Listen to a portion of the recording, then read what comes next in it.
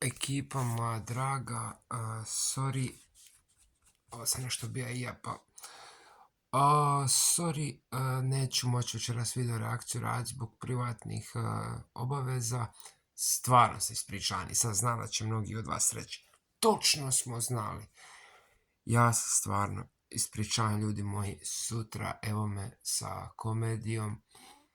Gledamo komediju i još jednom, evo, oprostite.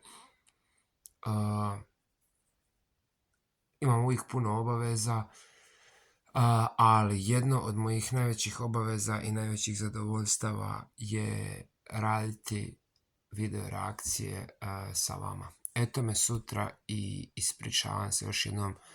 Veliki pozdrav od Danijela, vašeg Danijela iz Zadra, i ko se nije pretplatio, taj ne treba ni da živi. Ni da živi. Nisam odavno ovo reka jer ne treba ni da živi.